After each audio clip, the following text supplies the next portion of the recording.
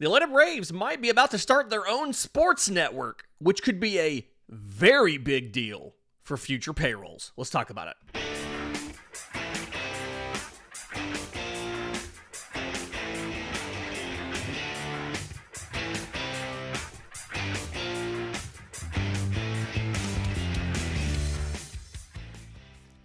Yes, welcome on in to Braves Today, your daily source for news, notes, and updates on your Atlanta Braves. I'm your host, Lindsay Crosby, award-winning baseball writer and podcaster. You can follow me on social media at Crosby Baseball, and you can find all of my written work, bravestoday.com. That's the Braves Today Substack, as this is both a podcast and a newsletter. Those prospect people who watch the show, listen to the show, fun newsletter today talking about minor league park factors and how that can influence prospect development and how you evaluate your prospects. So go check that out again, bravestoday.com. For your paid subscriptions, help us out a ton. We're proudly part of the Believe Podcast Network and presented to you by FanDuel. Download the FanDuel app or go to FanDuel.com to get started. We got a report on Monday. This whole FanDuel Sports Network fiasco is getting worse and worse. Main Street Sports Group has lost all of their MLB teams. We had talked about this a couple weeks ago. All these teams had pulled their rights away because of missed payments. Yesterday, everybody else who did not have a TV thing figured out for 2026 announced that they were going to MLB-produced broadcasts, except for the Braves. So all those other teams, the way it's going to work is you will buy a special package from MLB.tv to watch the Angels or the Brewers or the Marlins or whatever. And it's like a per month or per season cost. And it's right there at MLB.tv. It streams. There's no blackouts. They find local distribution partners and all that. But the report that we got from Sports Business Journal is that the Braves are doing something different. And the Braves put out a statement yesterday that in essence said that, they're working on options and they hope to have stuff soon, et cetera, et cetera. They didn't commit to anything. But reportedly, the Braves are following the lead of the Texas Rangers and creating their own sports network. So let's talk about how the Ranger Sports Network works so we understand how this might work if it follows that pattern. And let's talk about why this is a good thing. So what the Rangers did, and they rolled this out for 2025, and I don't live in Arlington and Dallas, whatever. I'm not an expert on this, but my mother does, and she subscribes to this, so I called my mom and was like, hey, let's talk about what it was like and how it worked. And Ranger Sports Network, couple different ways you could watch Rangers games, okay? One, they got carriage with some of the major cable providers in the area, right? DirecTV, Spectrum, a lot of the streaming stuff, DirecTV streaming, AT&T Uverse, Fubo, like GVTC Communications, some of the smaller ones, Vive Broadband, GEUS, like a lot of the local cable companies are all carrying this channel. So you pay an additional fee to your cable company to pick up the Ranger Sports Network. You could also, if dependent on where you lived in the market, get it over the air for free. All you need is an antenna plugged into your TV. And their market is Texas, Arkansas, Oklahoma, Louisiana, and a part of New Mexico. I have an uncle who lives in Houston. They were able to watch Rangers games for free because there's a Houston affiliate of the CW right there in town that played them. So you could get it through your cable provider. You could get it through cable streaming, right? Where you pay for DirecTV streaming versus having an actual DirecTV dish outside your house. You could get it over the air, or you could subscribe to Victory Plus, which is a streaming service for sports. And they had the Texas Rangers. They had the Dallas Stars, the hockey team. They added the Anaheim Ducks, I think, for this season. They added the National Women's Soccer League. They added the Women's Hockey League. They added, what's the women's volleyball? League One Volleyball. They added that. And so you could subscribe through Victory Plus and you could get Rangers games that way. So the idea here, clearly, obviously, over the air for free, you could pay your cable provider, you could pay Victory Plus and stream it. Lots of different ways to watch it. And they produced their own pregame and postgame show. They brought back, like, Dave Raymond was still the play-by-play guy. The radio voices were the same. Like, a lot of this stuff, they just were producing it themselves. But it was the same people, the same staff. And they continued to work on, selling advertising, adding cable partners, and things like that. So it looks like the same type of broadcast that you were used to with a lot of the same people. But the team controlled it. And the team controlled the other content that they could share on there. They could air documentaries, other things about the team other than just the games. Now, from what I understand, it was like $100 a season to watch the games if you were paying for the streaming package, right? Paying through Victory Plus. And then, again, they showed games over the air if you were able to get those. I think if the Braves are to do this, and again, the reporting is that they are going to do it, and the statement Atlanta released, they emailed all of us in the media with a statement and put it out on social media at the same time, which I wish they'd give us a couple minutes heads up, but they always do it to us and online at the same time. The statement, in essence, did not do anything to shut down that speculation. Like, when you read the statement, it really sounds like they're all but confirming they're doing this. Second paragraph here, okay, here you go. The Atlanta Braves are aware of the reports regarding Main Street Sports Group. While disappointed with this development, we have been actively preparing for this outcome and are well on our way towards launching a new era in Braves broadcasting. Throughout Braves country and beyond, we have one of the largest and most dedicated fan bases in sports, as well as one of the most expansive television territories. And we are excited about bringing Braves baseball to our fans in new ways. To our fans, we want to assure you that we will be ready for the 2026 season, and all Atlanta Braves games will be broadcast across the entirety of Braves country. We look forward to sharing our path forward in the coming weeks. If the Braves were to do the same thing that the Rangers did, I think this could be a big deal for the team going forward. Let's talk about that next, right here on Braves Today. But first, today's episode is brought to you by our friends at Encase Cards. Custom sports cards. I love these folks and what they do. You upload your source photos. Makes a ton of sense. Use sports, right? You do photo day every season.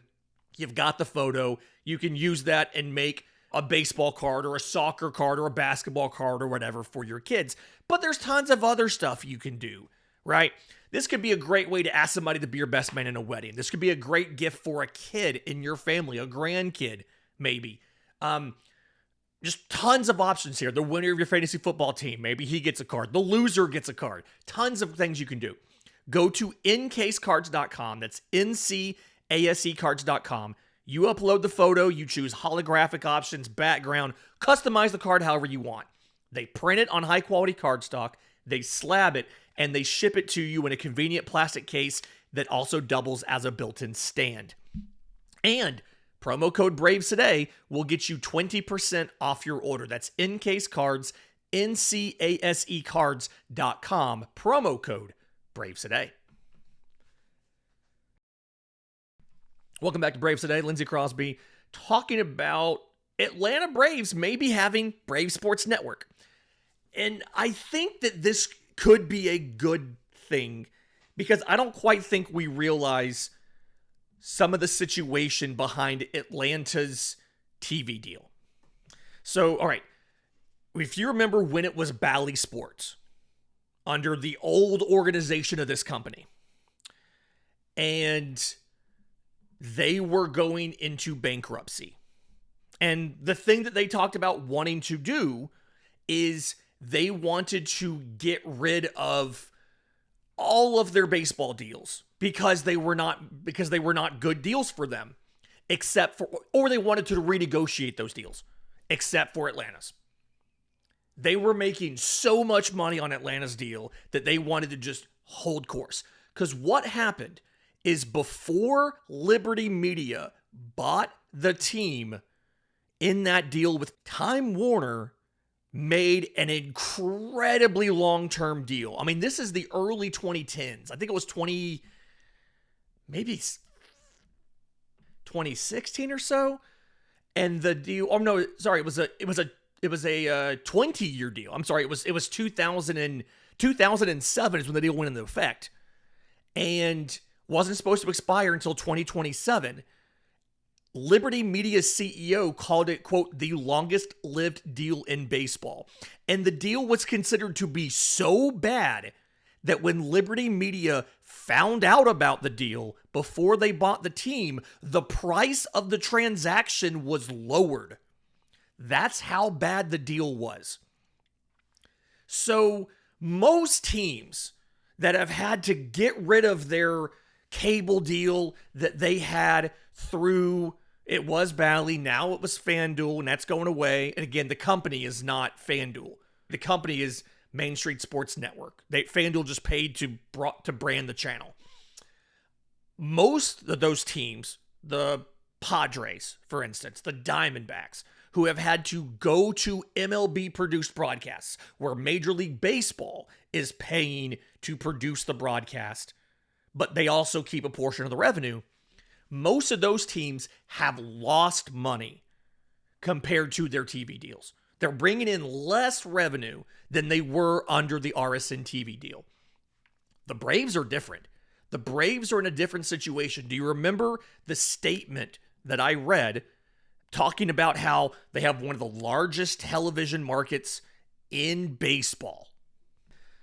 And, I mean, if they can get a legitimate percentage of people in the market to sign up for Braves games, it's very clear to me that the reason Atlanta's considering this versus just going to MLB like everybody else is they feel like the upfront cost they have to pay to get this off the ground and the recurring costs they have to pay to maintain this every year is lower.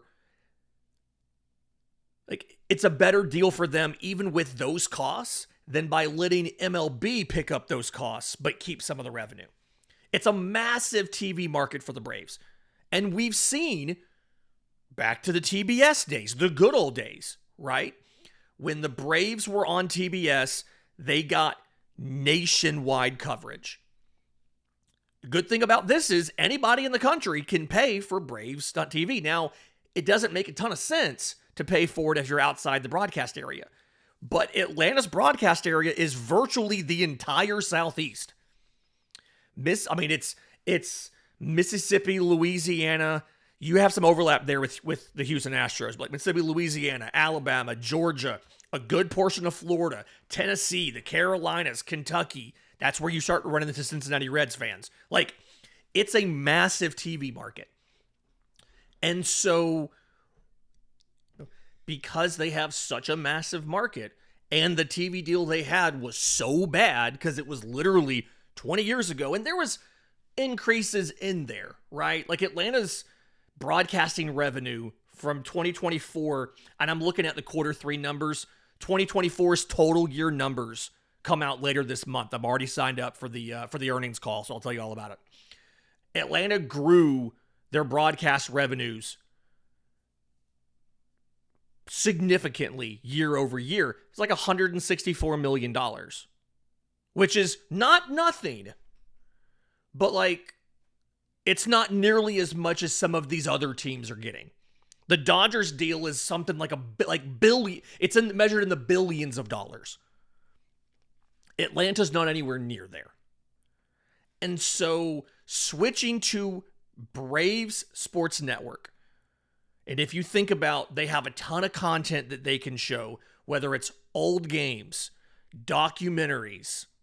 You can pair with other sports. The Hawks were also on FanDuel. The Hawks are also going to need a place to show their games. Atlanta could end up giving them getting programming from them for Brave Sports Network. Maybe it becomes an Atlanta-centric thing. There's a lot of different options here for what the Braves can do. But I think, unlike everybody else, Atlanta could actually see more money from this simply because their previous deal they had was awful.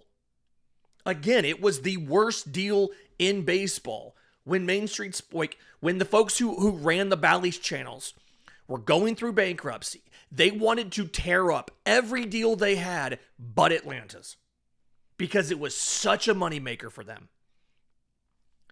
So they were making more money than they were paying the Braves to broadcast the games because the market was so massive and the advertising they could sell and the carriage fees and all of that stuff. So if Atlanta can replicate, a significant percentage of that, you're all of a sudden in a boat where maybe the Braves can be more involved in some of these larger free agent contracts that they haven't been able to do. Maybe they can do an over-the-air thing again. Gray Media broadcast some of the games last year. I've been told that they don't want to pick up the full season package, but they are interested in picking up more games than they had last year. This can be something where there's more games available over the air. You have cable options. You have satellite options. You have a streaming service you can use. You could watch Braves on FanDuel on Amazon last year. Maybe they partner with Amazon for distribution versus Victory Plus. I don't think, but maybe they'd partner with Apple TV. There's a lot of different. And if you remember Apple TV, the best thing about that was when you had a national broadcaster for Apple TV, you could just turn on Ben Ingram instead. I loved that feature. That's a great feature that every streaming service for sports needs to have. Let me ignore your broadcasters and listen to my broadcasters.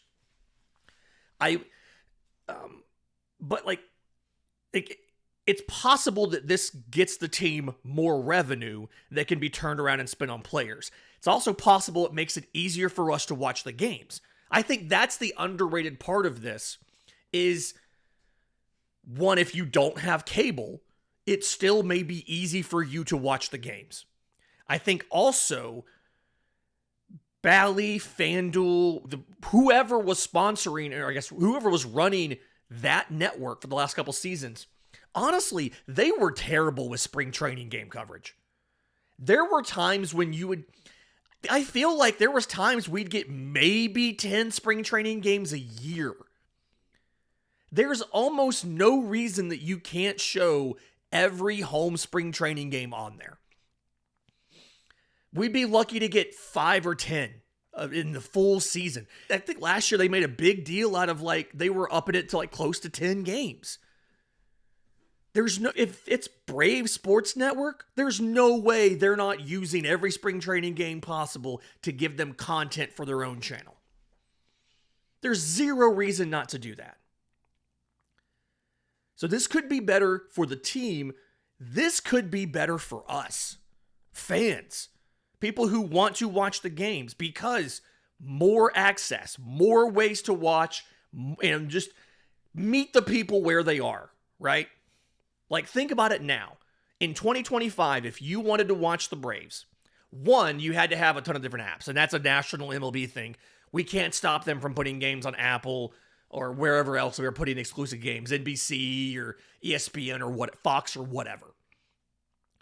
But if you wanted to watch the Braves and you lived in the market and you didn't have cable, or you were in the market and your cable provider didn't carry it, you were out of luck because there was blackouts. This will get rid of blackouts. If you're close enough to one of the over-the-air stations that they coordinate with, and again, I'm guessing it's Gray Media, could be different options, then you can watch it for free with an antenna. If you have cable, it's in your cable package. If you have satellite, it's in your satellite package. If you have a streaming television, streaming live TV, right? Hulu, YouTube, Fubo, whoever it might be, DirecTV Stream is what my mom was using in Dallas to watch the Rangers. It's in there. Or if they partner with a major streaming service, Victory, they partner with Amazon, whoever, you can go there. There's more ways to do it. And no blackouts. You can stream it, you can watch it, free, paid, whatever. And that is a good thing. And then the side effect of that could be they get more money than they were getting from what was considered the worst TV deal in the league. As many people are as in Braves country, as big as Braves country is, there's no reason that shouldn't be a top 5 TV deal in baseball. Top 5. And instead, when Bally was going through bankruptcy, the only deal they wanted to keep was Atlanta's because it was such a good deal for them. That's out the window. And hopefully we can get better income for the team, better revenue for the team so that they can turn around and spend it on players. And hey, if it doesn't work, guess what? You can always just pivot to MLB next year.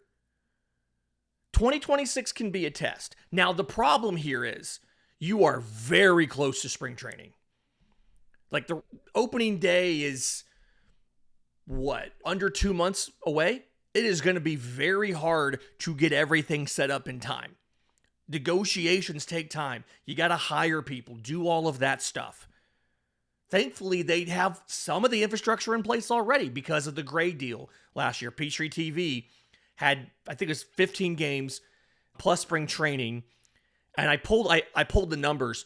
Over 15 million homes had access to the Braves stuff over the air through Gray Media. If any team can convince a distributor that, hey, you need to add this to your cable package or your streaming service or whatever, it's the Braves. And hopefully it works out. This has been Braves Today for Tuesday, February 3rd. Do me a favor, listening on audio, 5-star review would be fantastic. Apple, Spotify, wherever you get your podcasts. If you're watching on YouTube, subscribe to the channel, hit the notification bell so you know when we go live with the next episode, drop news, all that kind of stuff. Until next time, this has been Braves Today.